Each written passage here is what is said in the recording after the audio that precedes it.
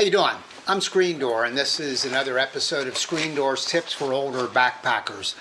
And as I explained in my first video, and this is my second video, there are 7 tips that I have for older backpackers. Now, keep in mind, I know some younger backpackers may come here and watch this. I would welcome that. I might be a little bit like the commercial. I've seen a thing or two, so I might know a thing or two. I don't know. I mean, I'm not saying I know any more than anybody else. My experiences have been my experiences.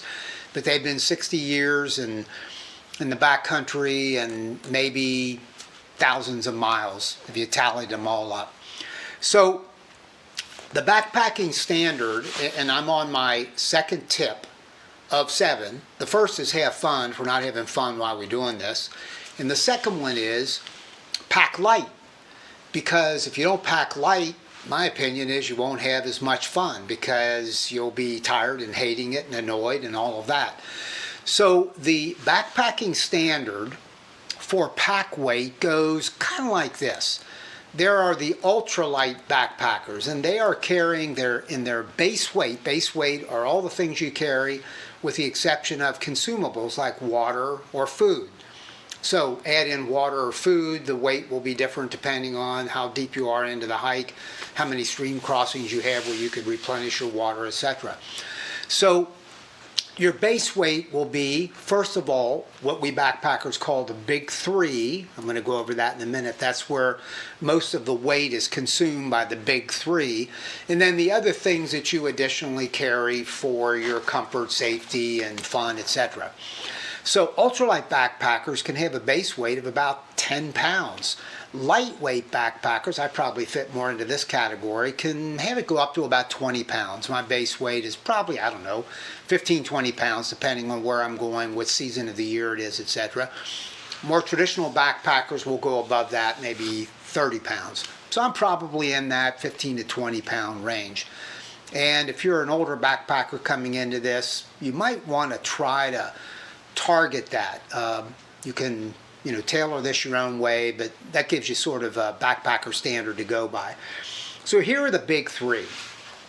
The big 3 are your pack, what you're going to carry stuff in. Now I use this Osprey Exos 58. I've had a lot of packs. I've had a lot of shelters. I've even done some hammock camping back in the early 1970s before it became more popular. I kind of ruled it out pretty early for a variety of reasons. I'm more of a tent guy, but anyway, I've done it. So I use the Exos 58 liters. I even take the top off, which is called the brain, shave off some weight, and I don't really need it. So 58 liters, if I need more than that, I feel I'm carrying stuff I shouldn't be carrying or don't need to carry. So this weighs about, with the top off, 2 pounds. 2 pounds and a couple ounces maybe. So that's the pack. That's the first of the big 3. The second of the big 3 is your shelter.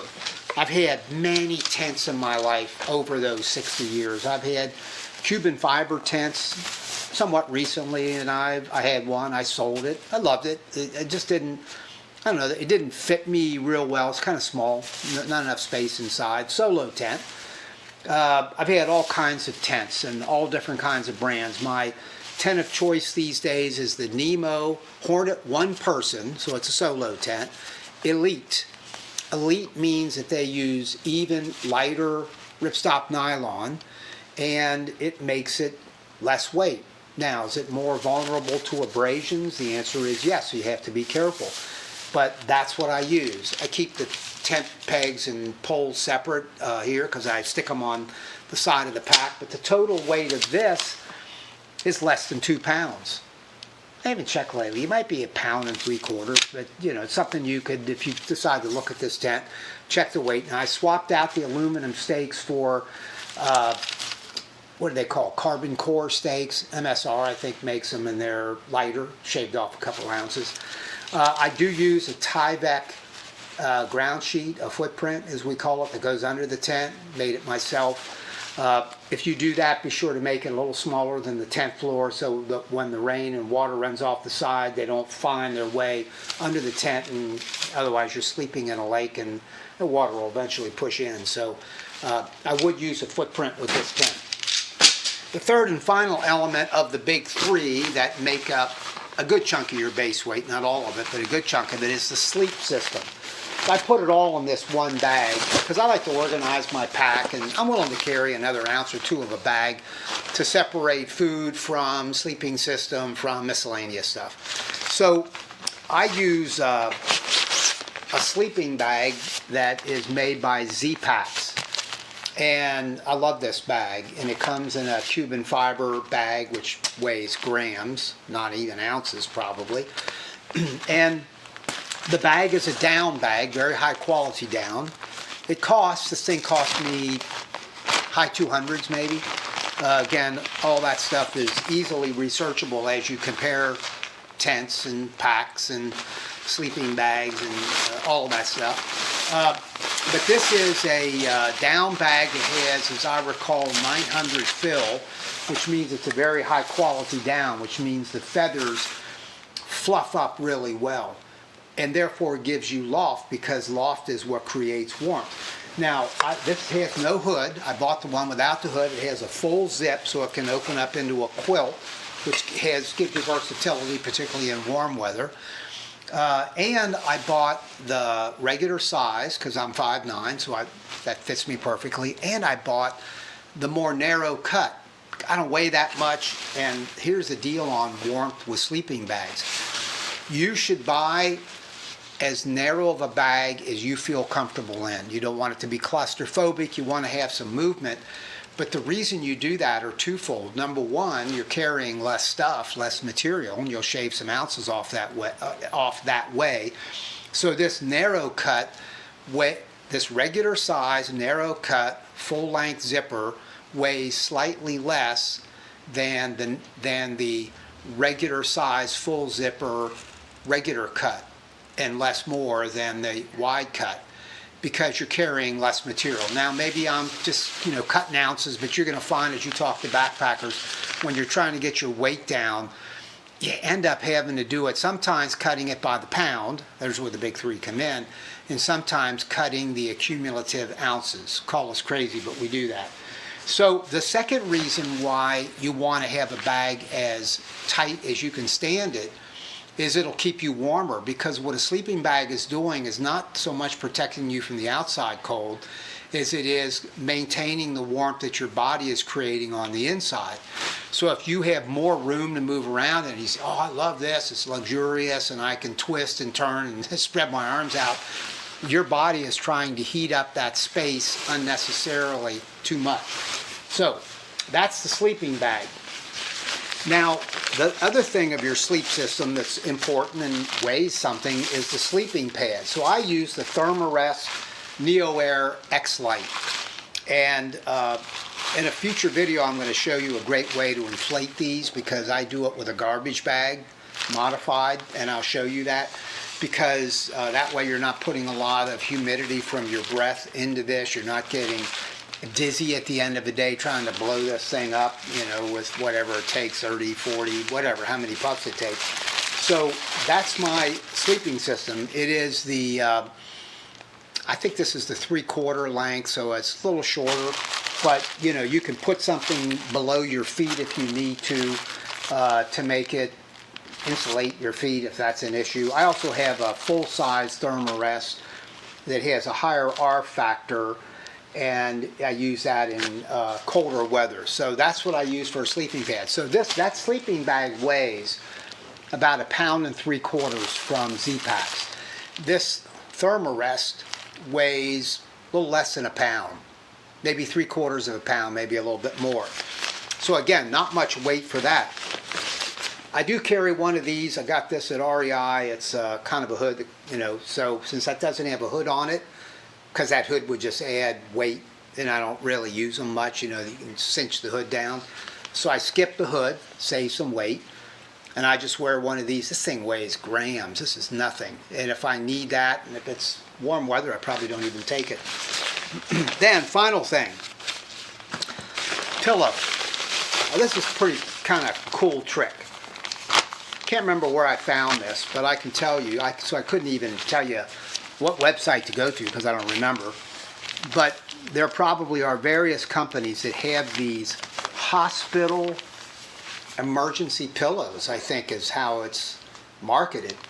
And it comes with a straw, like a drinking straw, and you stick the straw and this plastic kind of opens up and there's a hole.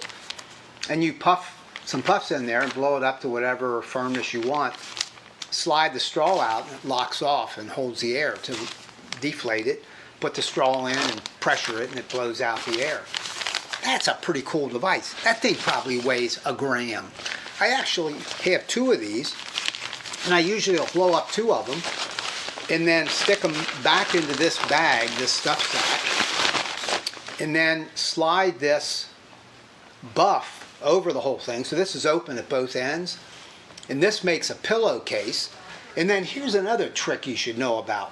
I take that pillow, so this is blown up, I put this around as a pillowcase, then I run a sort of a strap made of Velcro through that, and when I do a breakdown of the sleeping system in a future video, I'll sort of demonstrate this.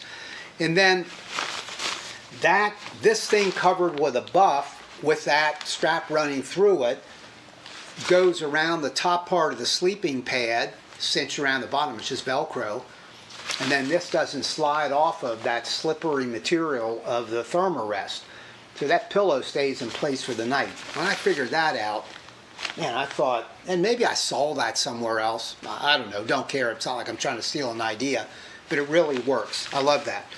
So that's the sleeping system. That's the Velcro. Again, that weighs a gram or so, and that's the Velcro that wraps around that. And I find double uses for this too. It's always good to have a strip of Velcro, and it's always good to be able to figure out what things you can use for multiple purposes, because that saves weight. Now, also adding to the base weight, so if you tally up all of that, that's probably about 7 pounds. So that's sleeping bag at a couple pounds, rounding off, you throw in the sleeping pad, maybe that's 3, couple pounds for the tent, that's 5, a couple pounds for the pack. The pack is, just a hair over. It's about 7 pounds. Now we're working our way from there. I carry a lightweight rain parka. This brand is Cool, K-U-H-L. REI sells it. Other people sell it. Very lightweight, but it is seam sealed and waterproof. And it's also an extra layer if it's kind of chilly at night. I got that. So for rain protection, used to be, I've used ponchos, and they become popular again. They don't work for me. Stuff blows under it. I don't know. They don't work. They don't work for me. So I use a rain parka. These are Rab, lightweight. I got these at Roads, Rivers, and Trails, Milford, Ohio. They probably do online shopping if you want to hit them up. They're really good. These are very lightweight. Again, seam sealed, waterproof. I do use a pack cover because I find double uses for this. This fits over that Exos 58 Baby Osprey really easily. And so that's how I protect all my gear from getting wet. That sleeping bag is in a Cuban fiber bag, and that's waterproof, so that's how I keep that dry. One more thing I carry is double use again. I think this is Sea to Summit. I don't recall, but it's a little day pack. Folds down to, it is Sea to Summit. So this will fold down into a little thing, goes in a pouch. You can stick it in your pocket. But it's great for day hikes if you're base camping somewhere. But I also I use it as a stuff sack for my clothes, for extra clothes. So there's a lightweight puffy jacket in here. There's a change of underwear, change of socks, silk long underwear, pair of workout shorts, because I tend to sleep in that. If it's chilly, put on the silk long johns, shorts, boom. I could also use those on the trail if something got wet, because I don't carry any. I just got the pants I have on, and then that and those rain pants. So that's the bag for extra clothing. So now we go to food, and this is Event, which is a waterproof material, and it's a stuff sack, and it's maybe 2 grams heavier than, or ounces maybe heavier than Cuban fiber. Z-Pack sells food bags that are Cuban fiber, which would be very light. I use this Event bag, and it closes down. It's waterproof. You can hang it up. So if you're in the back country, you have to be careful about critters, and it isn't just bears. Even if you're not in bear country, unless you keep it in your tent, and you don't want to do that in bear country, but critters can kind of, get at it and chew through it, and so you either have to hang it over a tree branch with a cord or rope that you carry, and maybe a little bag for a stone at the end to throw it over the pole, over the tree limb. So that's one way to carry food, and probably much of the time that's how I do it. Most people think this is the lightest way. Well, they don't think, they know. The other way, though, is, and particularly when you're in bear company, my first video I mentioned, I've been to Alaska 13 summers. For usually every time I went there was 2 weeks, 3 weeks or more, multiple backpack trips, sometimes fly-ins to the backcountry in a bush plane, sometimes hitchhiking to some area of Alaska and then finding some way into the backcountry. There aren't many trails in Alaska, it's mostly orienteering. But up there, where there are many grizzlies, they call them brown bears, you have to have a bear canister to be safe. So I use this one by a company called Wild Ideas. The Barricade, it's called. This one's the Weekender, and their thought is a couple of people are going to take a weekend trip, so this is food for 2 people. I use this always for a week, and I can get food into this for a week. In a future video, I'll show you exactly how to do that and how to pack it and what I take on food. But that bear can is, frankly, a lifesaver in bear country, and I'll cover when I do a video on bear safety as to how to store your food, because there's recommendations that I've always followed that keep you from inviting bears in and having some drama you don't want to have. Okay, as far as cooking food, I got 2 options for you that I use. I mean, you've got more options than what I know about, but I'll give you 2 that I've used. Then I've used some others, but these are the 2 that I've used plenty. And one is a propane stove. So this is, I think it's a Japanese company. It's called Soto, S-O-T-O. I love this stove. I love it. It's got an igniter, and a lot of them have that, so you don't have to even get out any matches or a lighter. But the other thing is that they tested this and designed this in, I think, a wind tunnel. And they designed it in such a way that crosswinds won't blow this out, so you don't need a windscreen. And I've used it in plenty of circumstances, and it works great. So, screw this on the top, hit the igniter, open it up, boom, you've got it. It cooks, it boils water very quickly, you can simmer, it's wonderful. The other way to go even lighter, I don't know if it's cheaper because you got to buy the fuel, but this thing is an Esbit, E-S-B-I-T, and they originally called them emergency stoves. They were used in the military a lot. This thing's titanium, and that's it. That's a gram or an ounce. I don't know. I'm no good on that metric stuff, but it's very, very light. You already can feel it.